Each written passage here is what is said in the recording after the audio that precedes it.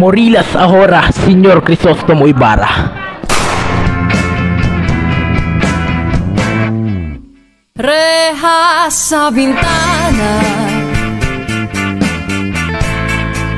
kandado sa pinto, hindi kriminal, pero daig pang bilanggo. Sila'y magagawa, sadyang piniit, sa hirap at gutom, dusa't sakit, hanggang isang araw malagim ang sinapit. Ako si Simon Ibarra, isang mag-aalahas na nagmula sa Europa. Nagtungo ang isang gaya ko sa Pilipinas upang hamakin ang mga dapat hamakin. Bigyang hustisya ang mga nasawi mula sa kalupitan ng mang-aangkin. Hustisya. Hustisya para sa aking sinisintang si Maria Clara. 13 taon na rin ang nakalipas mula noong ako'y minsanang tinawag bilang Juan Crisostomo Ibarra. Isipin mo, Basilio, na ang isang buhay na hindi man lang naialay sa isang dakilang layunin ay parang isang batong nahulog mula sa kalangitan na hindi naging parte ng gusaling tinitingala natin. Napakadiling sabihin niyan, ngunit kailangan mo nang alisin ang mga nangalipin at nagpapalipin. Dapat igalang ng lahat ang karapatan ng mga mamamayan. Masasabi lamang na ganap ng naalis ang pagkawalan ng paggalang kapag dumanak ng dugo sa lipunan. Siya si Telesforo, mas kilala bilang Kabesang Tales. Isa siyang magsasaka sa bayan ng San Diego at siya rin ang ama ng kasintahan ni Basilio na si Uli. Ang kanyang lupang pinapalago ay inaangkin ng korporasyon ng mga praile. At kung hindi siya makabayad ng ipinataw na buwis, siya ay kanilang parurusahan. Walang kahit sino man makakuha ng aking lupang sinasaka. Lupa ko ito, tinamnan, inalagaan at pinagyaman. Kahit walang makakuha nito sa akin, lalo na sa isang tulad ng dayuhan lamang sa aming bayan. Wala kang kambag sa hirap at pagod ko rito, kaya't wala kang karapatan na kuhanin sa akin ng lupang hindi sa iyo. Isagani ang ngalan ng isang estudyanteng Pilipino na kabilang sa ibang sumusuporta sa layuning magtatag ng akademya para sa wikang Kastila. Ito'y para sa mga Indyong tulad ko na walang karapatan upang makamtan ang karunungan. Walang dapat bigyan tingin ang pamahalaan kundi katarungan.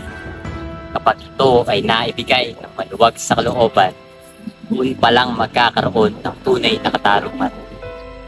Dapat isaisip ng pamahalaan na hindi nila manindahan ng mga kabataan na manahimik at magpulagpulagan sa Pinas. Hindi natin kailangan napakaraming doktor na hindi naman gumagamot at abogado na hindi humaharap sa husgado. Kailangan natin ng mahusay, hindi ng marami. Ako si Basilio, ang panganay na anak ni Sisa. Nagmula ako sa bayan ng San Diego. Ako ay isang batang lubos na naulila. Wala na ang aking ama, ina at kapatid. Ako ay kinupkop ni Kapitan Tiago, ang ama ni Maria Clara. Pinag-aral niya ako at pinihisan. Ngayon, ako ay isang mag-aaral sa kursong medisina. Inay, ipagpaumahin niyo po kung ngayon lamang umuling nakadalaw. Naaalala ko pa po ang malaking trahedya pinagdaanan natin noon. Mabuti na lamang po at nakilala ko si Kapitan Tiago. Kinupkop niya po ako, pinihisan at pinag-aaral. At ngayon, magtatapos na po ako sa kursong medisina. Kapag ito po ay nangyari na, papakasalan ko po ang pinakamamahal kong si Huli. Hiling ko po na masaksihan ninyo ang aking pagtupad sa pangarap. Mahal na mahal ko po kayo, Inay. Ako si Huli, ang dalagang anak ng magsasakang Pilipinong si Kabesang Tales at apo ni Tandang Selo. Basilio ang tawag sa aking iniibig. siya ay isang estudyanteng may mataas na hangarin. Ngunit, mula noong inangkin ng mga praile ang aming lupain, ako'y napilitang magpakaalipin sa ilalim ng mga sakong ni Hermana Penchang. Mahal ko. Nangihingi ako ng malaking kapatawaran, mahal ko. Pagtawarin mo. Ako'y nag-asa. Sana mapatawad niyo ako. Aking itay. Patawarin mo ako. Ako'y nagkasala. Ano ang aking gagawin? Siya lamang ang tumubos sa mahigpit na pag-aalipin sa akin ng aking amo. Tulungan niya lamang ako. Ngunit, ngayon, nasa kamay ko na ang kaligtasan ng aking minamahal.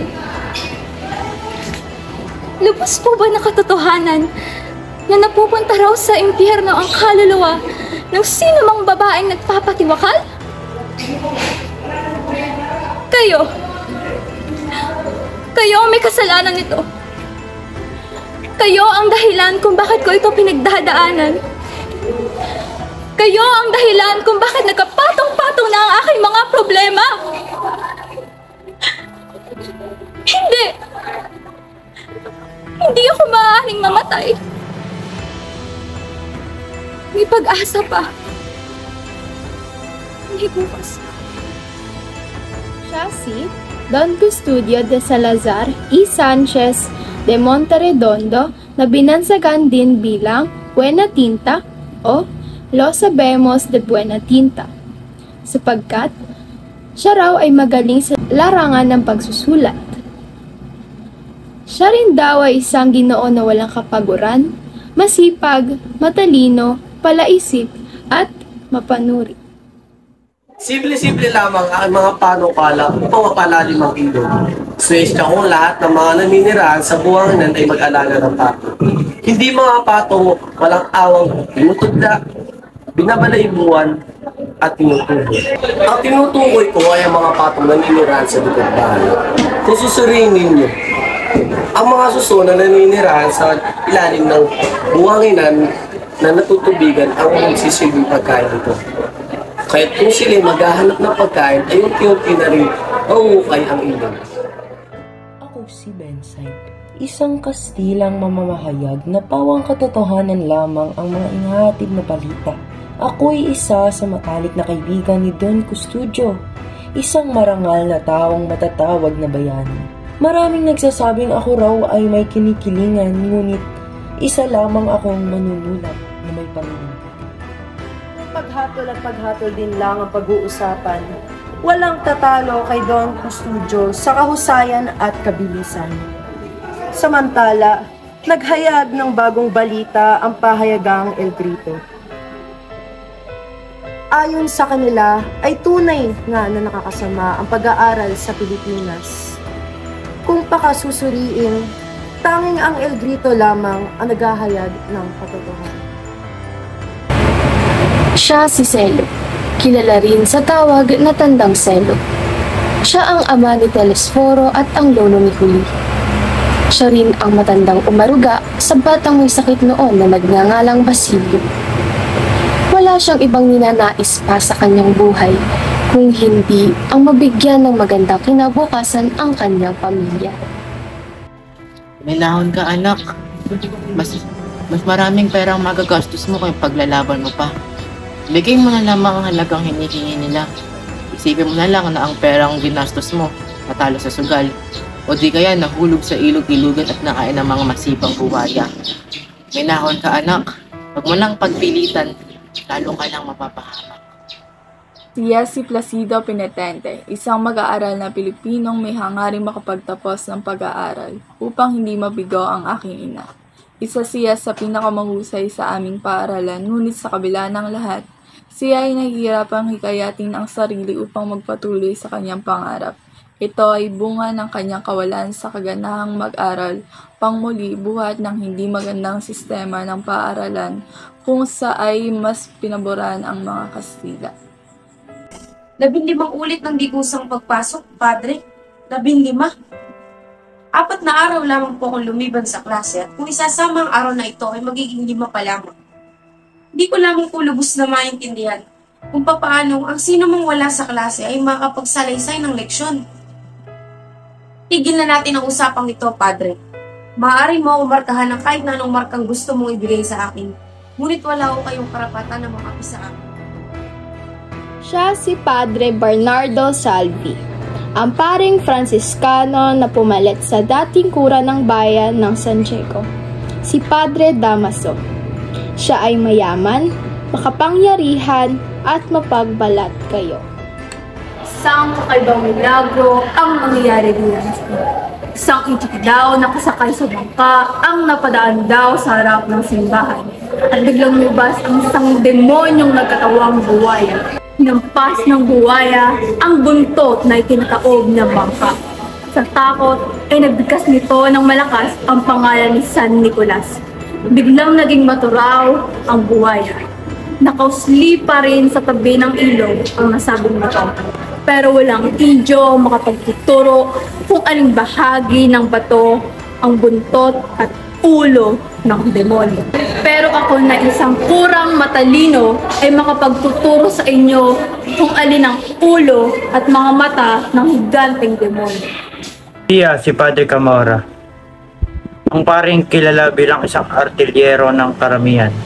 Higit na alam ng lahat na kasalanan para sa isang praile ang umibig ng isang babae. Ngunit sa kanyang katwiran, hindi makakatanggi ang kahit na sinong kalalakayan sa mga makikinis, bababango at malakutis porsilanang babaeng Pilipino. Datapwat ng kanyang pagiging isang pari, hindi niya maiwasang hindi pansinin ang mga dilag na kanyang nadadaraanan. Alam ko ang pakay mo uli. Nais mong mapalaya si Basilio. Tama ba? Sige, tutulungan kita. Ngunit, alam mong maraming kapalitan lahat ng bagay. Hindi biro ang iyong dahilan kung bakit ka nanghingi ng tulong.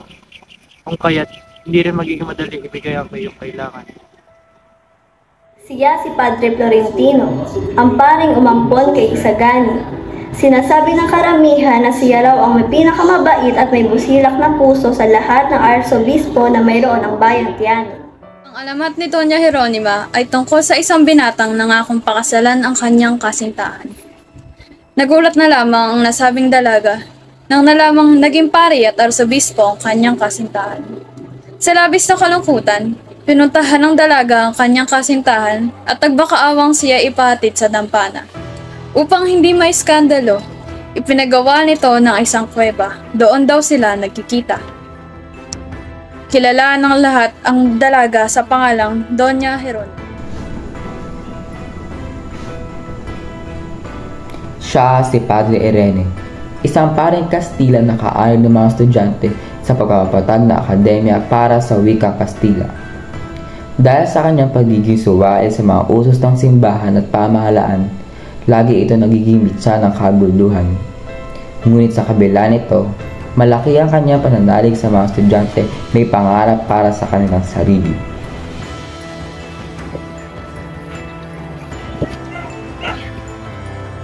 Sa akin inabili ni Santiago ang mga pagkagatian ng kanyang ari-arian.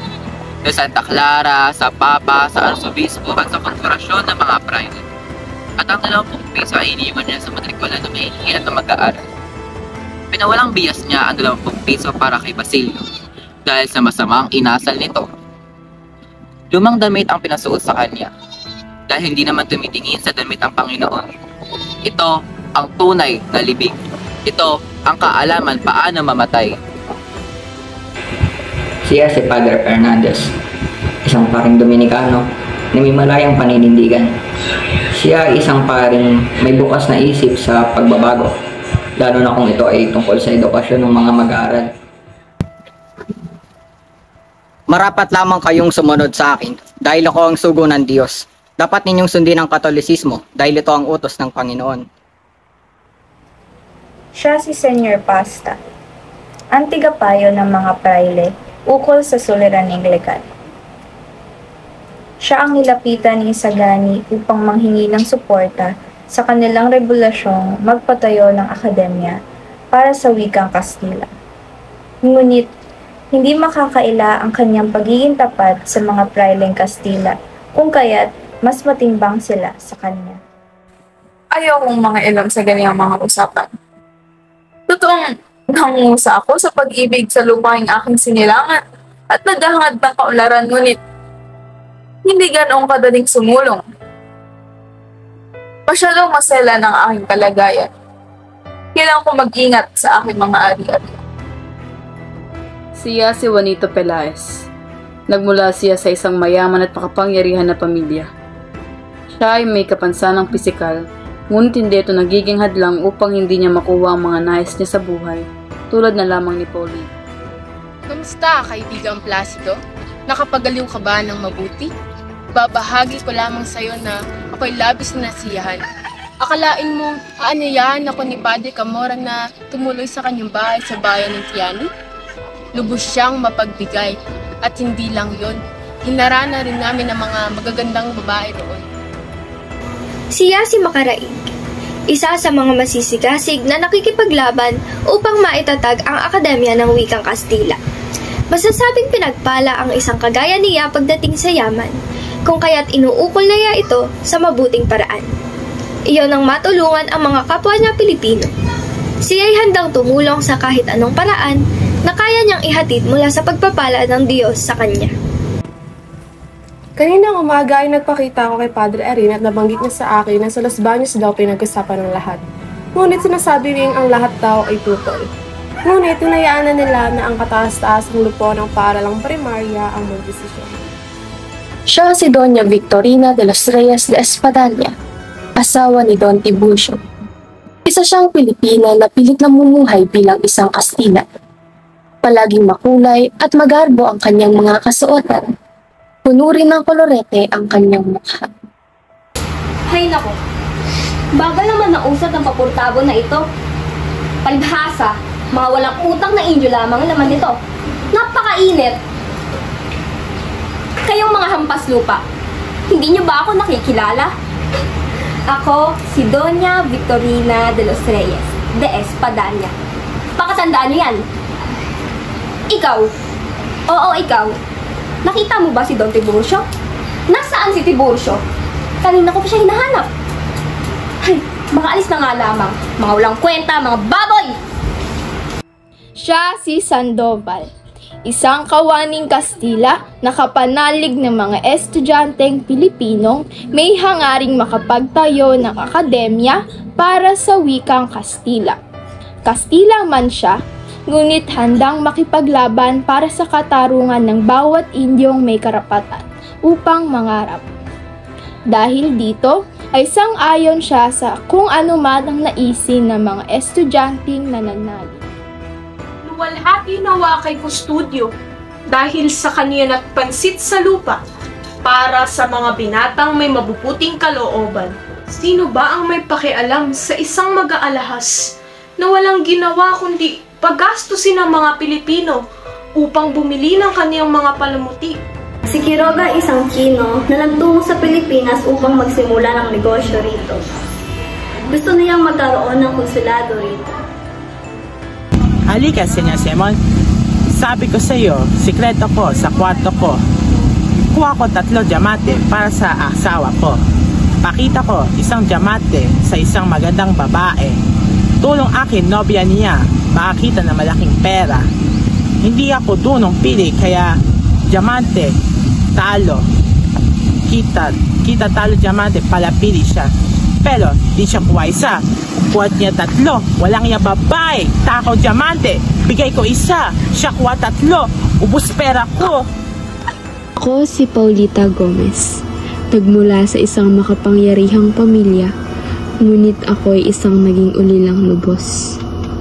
Inampon ako ng tiyahin kong si Doña Victorina. Ako ay may minamahal, siya ay si Isagani. Ngunit habang kasama ko si Juanito, hindi ko maiwasang mahulog ang loob ko sa kanya. At dahil nagmula rin siya sa isang makapangyarihang pamilya, kami ay itinakdang magpakasal. Mahal kita, Isagani. Ngunit ika'y nagkasala. At may pangalan akong iniingatan na hindi pwedeng madunisan. Pagkat ang buhay namin malalagay sa kapahamakan. Ako'y haharap sa altar at kaharap ay hindi ikaw. Patawarin mo sana ako, Isagani. Paalam na. Hanggang sa muli. Siya si Imutis, ang ulo sa mga palabas ni Ginoong Leeds. Pinanganak siya nung panahon ni Amasis. Ikaw. Ikaw nga. Ang kurang may maitim na buto. Ikaw na mapagparatang sa kapwa. Ikaw na napapastangan sa Diyos. Ikaw na pumatay sa kapwa. Ikaw na demonyo. Demonyo. Pinatay mo ang dalaga. Pinatay mo siya. Siya si Hermana Bali, ang nagsilbing gabay kay Huli sa oras ng pangamba at takot mula sa pagkakadakip ng pinakamamahal niyang si Basilio. Si Padre Camorra ang naisip niyang sagot sa paglaya ng binata mula sa kulungan. Siya ay naging katuwang ng dalaga upang manghingi ng tulong sa mapanlinlang na praile. Ngunit lumiko ang landas ng babae sa ilalim ng mapanlinlang na praile. Walang mangyayaring himala kung iiyak ka lamang, Huli. Subukan natin manghingi ng tulong kay Padre Camorra. Hindi ka naman siguro pagnanasahan noon, sapagkat kasama mo ako. Kung hindi ka sasama, ay hayaan mo na lang ba mamatay ng tuluyan si Basilio? Bahala ka! Nasa huli ang pagsisisi. Siya si Hermana Penchang, isang mayaman, madasalin at mabait na babae. Tinutulungan niya si Huli upang makalaya ang ama nito, at ang kapalit nito ay ang paninilbihan niya sa gina. Huli! Maaari ka na magsimula sa paninilbihan sa akin bukas. Wala akong pakialam kung araw yun ang Pasko. At kung ayaw mo, ibigay mo na lamang ang perang ipinahiram ko upang makalaya ang iyong ama. Si Pepay, isang mananayaw na marangal na nagtatanghal para sa mga tao. Dinadagsa ng kalalakihan ang kanyang entablado. Hindi niya kasalanang siya ay may angking kagandahan. Maraming nagsasabing mayroon daw silang relasyon ni Don Custodio. Ngunit, kaibigan niya lamang raw ito. Kung talagang ang mahal mo ako, lalagdan mo itong panungkalan ng kaibigan kong mag-aaral. Kung gayon ba'y tatanggihan mo na ako, mahal ko? Mahal ko! Matitiis mo bang ako sa'yo'y magtampo? Tama nga ako. Hindi mo ako mahihindian. Kaya naman, mahal na mahal kita. Siya si Ginoong Leeds, isang Amerikano na magaling magsalita. Siya ay may pinamamahalaang perya sa Quiapo. Mga kaibigan, babasahin ko ang dalawang salita upang kayo mismo ang kumausap sa espinyo. Kayo ang huhusga kung kasinungalingan o katotohanan ang isinisiwalat ko sa tanghalan. Sa pamamagitan ng espinghe, malalaman ninyo ang nangyayari sa inyong nakaraan, ang mangyayari kasalukuyan at ang mangyayari sa inyong kinabukasan. Siya si Don Tiburcio de Espadana, ang katipan ni Doña Victorina. Isa siyang Espanyol na nagtungo sa Pilipinas upang humanap ng magandang buhay, kaya naman pinakasalan niya si Victorina.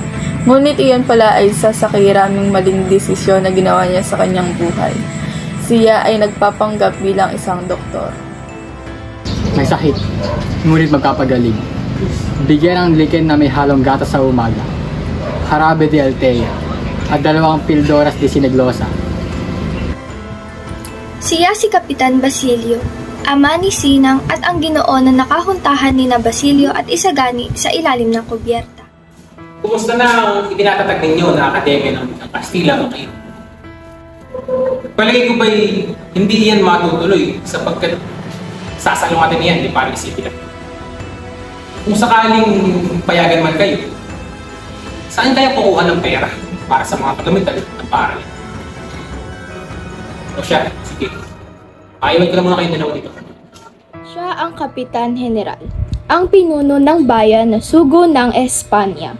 Taglay niya ang pinakamataas na kapangyarihang lubos na inaasam ng karamihan. Dahil dito, marami rin ang nagbabait-baitan upang makatanggap ng anumang kanilang hinihiling mula sa kanya. Maliban doon si Simon, ang kanyang matalik na kaibigan. Tama na ang biruan. Sige! Bigay na ang mga kakailanganin ng paaralan. Padalhan na rin ang kalakalang namumuno sa kartel upang kanyang nuno ay palayain. Hindi na nila masasabing tayo hindi marunong maawa. Siya si Maria Clara, anak ni Kapitan Tiago at ni Pia Alba. Siguro ay mas maunawaan ninyo kung sasabihin niya ang kanyang tunay na ama ay si Padre Damaso. Ginaasa niya ang kanyang ina na si Pia Alba, at ako ang naging bunga nito. Kung mahal mo ako, huwag mong hayaang ako'y malungkot habang buhay. Patay na siya. Patay na ang pinakamamahal kong si Crisostomo. Ibig ko na rin mamatay o maging madre. Mamili ka! Ang kumbento ang kamatayan.